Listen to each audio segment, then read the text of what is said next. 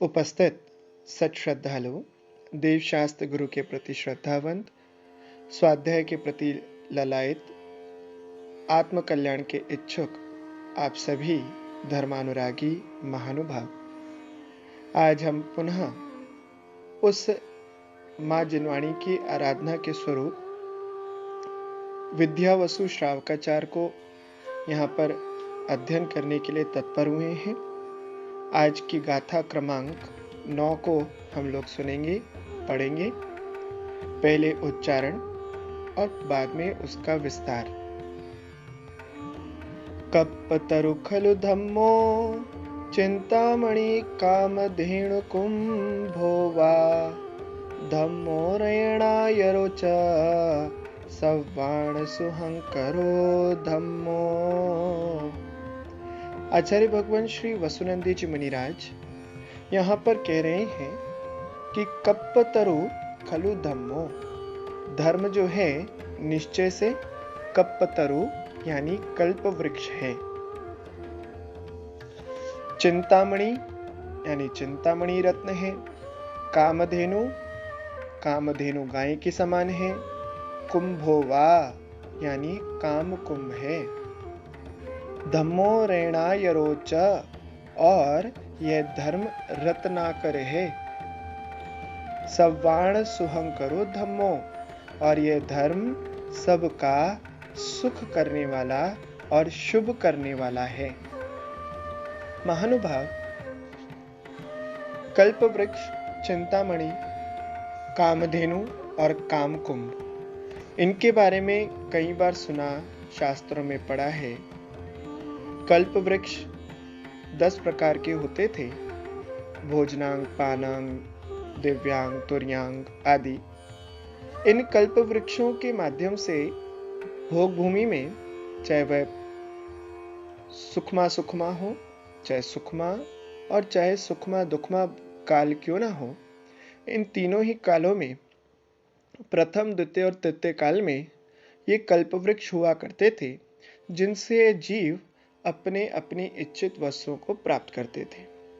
कोई पुरुषार्थ विशेष नहीं था और अपने पुण्य के फलस्वरूप वे वस्तुओं को प्राप्त करते थे। उन कल्प वृक्षों के साथ साथ चिंतामणि, कामधेनु, कामकुंभ, इन तीनों के बारे में भी सुना। और ये चतुर्थ काल में ऐसे होते थे कि चिंतामणि रत्न के सामने चिंतन करो तो वह वस्तु देता था। कामधेनु गाय के सामने, कामधेनु गाय के माध्यम से बड़ी बड़ी चक्रवर्ती की सेना जैसी वस्तुएं प्राप्त हो जाती थी। और कामकुंभ भी निरंतर देने में समर्थ था। इन तीनों को और कल्प वृक्ष, इन चारों के सामने इच्छित और चिंतित वस्तु को प्राप्ति करना सहज था। ये भोग भूमि में कल्प वृक्ष आदि जो हुए, इन सब के बारे में सुनने के उपरांत इतना ही समझ में आया कि ये सब तो पौद्गलिक वस्तु थी। ये पौद्गलिक पदार्थ, इनसे मांगना पड़ता था, इनके सामने याचना करनी पड़ती थी, सोचना पड़ता था। लेकिन धर्म एक ऐसी वस्तु थी, एक धर्म एक ऐसा स्वरूप है जिसके सामने कभी कोई कुछ मांगना नहीं पड़ा। ये धर्म तो स्वतः ही बिन मांगे सब कुछ देने के लिए तत्पर रहता है।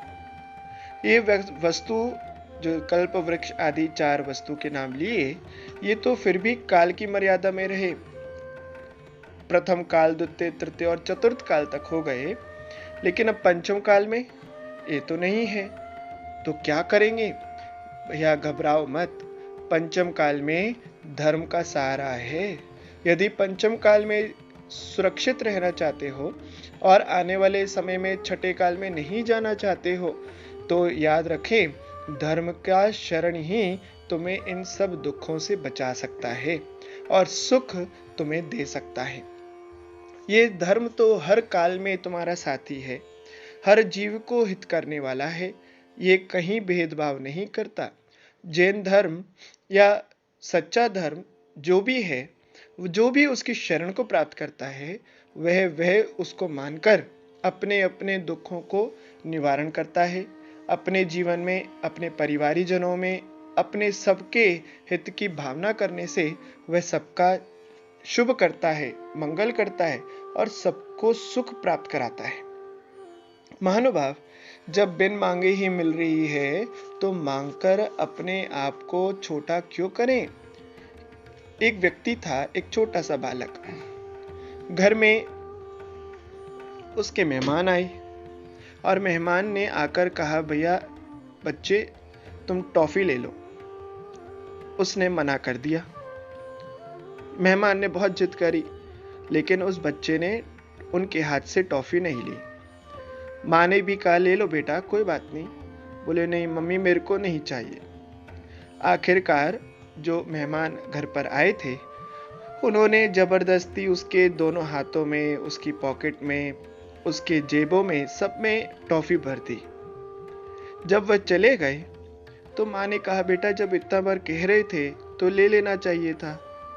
बोले, नहीं मम्मी, आप अभी समझी नहीं।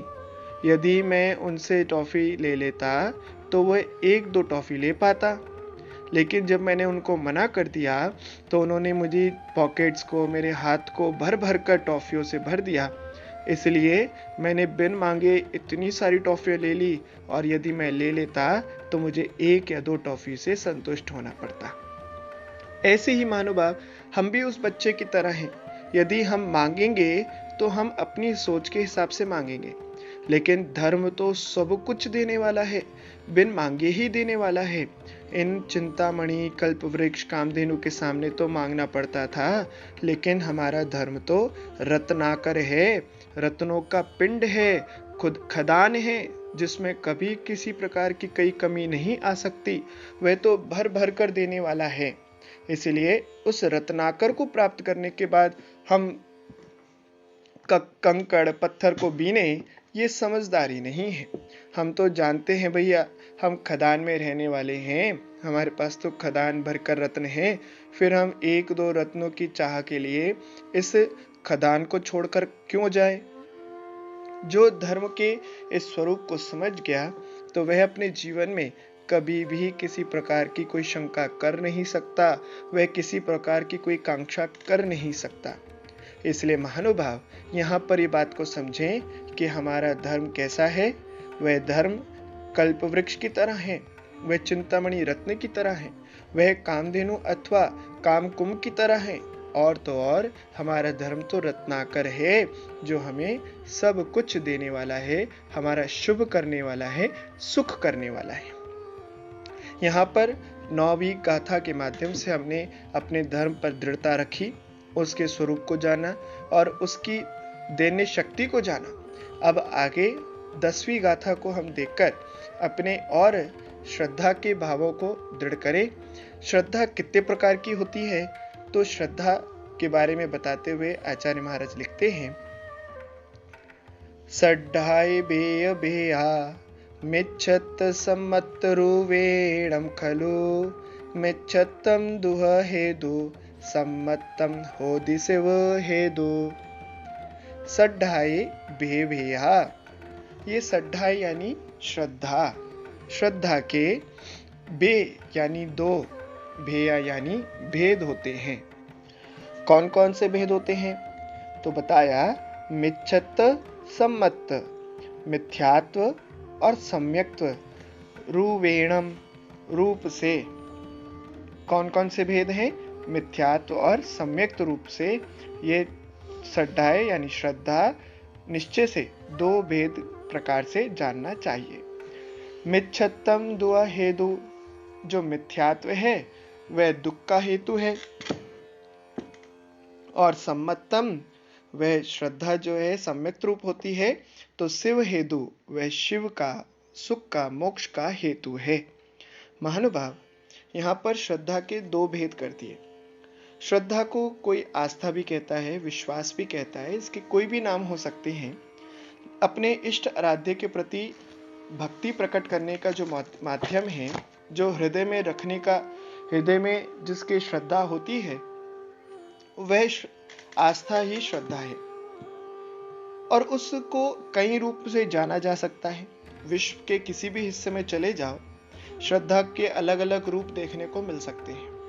कोई पेड़ को पूजता है, पहाड़ को पूजता है, सागर को पूज रहा है, यहाँ तक कि मुर्दे को पूज रहा है, किसी व्यक्ति विशेष को पूज रहा है, पशुओं को पूज रहा है, हिंसा में धर्म मान रहा है, जीव दया में धर्म मान रहा है।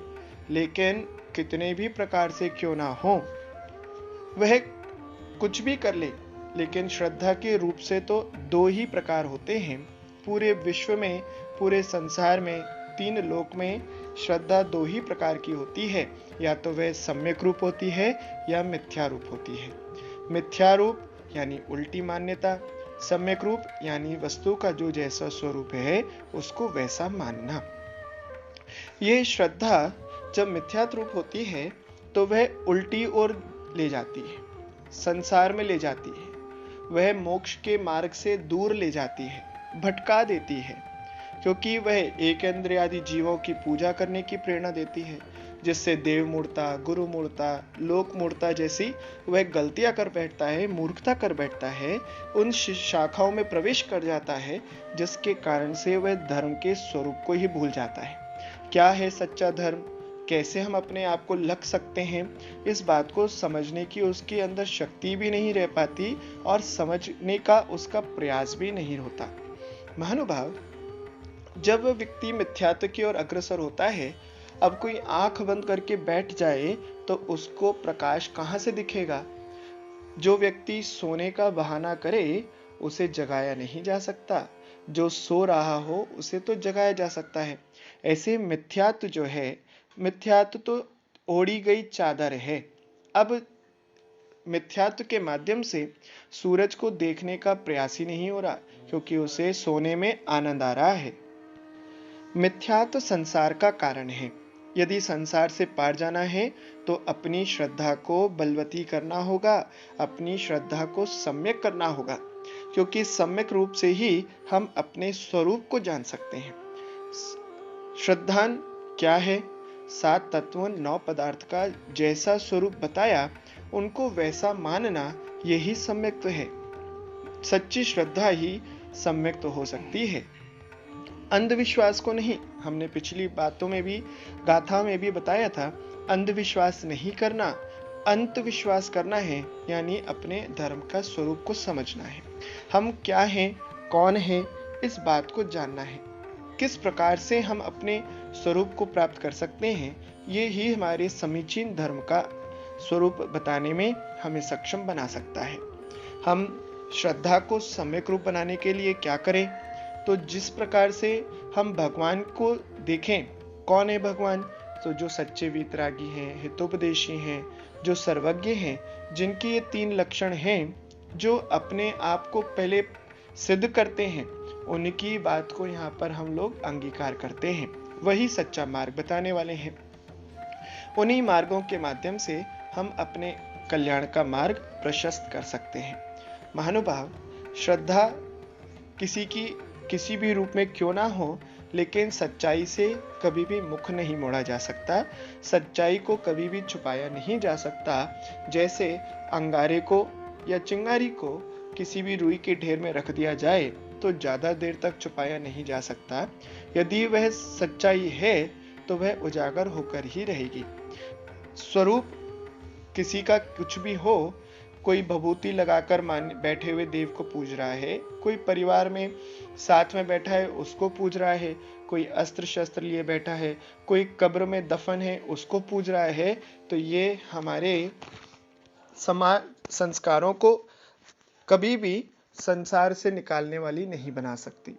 यदि हमें अपने संसार को छोड़ना है और अपने संस्कारों को बदलना है, तो हमें अपने स्वरूप को बदलना होगा, अपने स्वरूप को समझना होगा, क्योंकि ज्ञान दर्शन चेतना ही हमारे सम्यक्त्व को उजागर कर सकता है।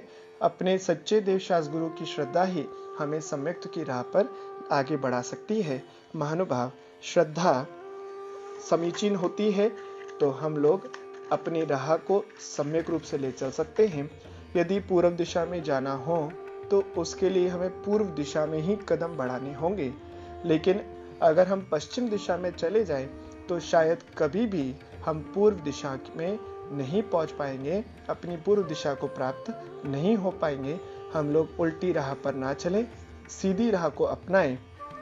तभी हम अपना कल्याण करने में सार्थक हो सकते हैं, समर्थ हो सकते हैं। अपने मोक्ष मार्ग को प्राप्त करें, अपने समीचीन धर्म सम्यक दर्शन को प्राप्त करें, जिसके लिए रत्नकर्ण शाकाचार्य में कह दिया, श्रद्धानम परमार्थानाम माप्तागम तपोवृताम त्रिमूढ़ापूर्णमष्टांगम सम्यक दर्शन अस्म्यहम्। उस सम्यक दर्शन को मूढ़ता से रहित, 25 दोषों से रहित होकर उसे अंगीकार करें, तो हम भी अपने मोक्ष के राह को, अपने सिद्ध अवस्था को, शुद्ध अवस्था को, परमात्मा अवस्था को प्राप्त कर सकते हैं। आज बस इतना ही। बोली जिनवाणी माता की जय।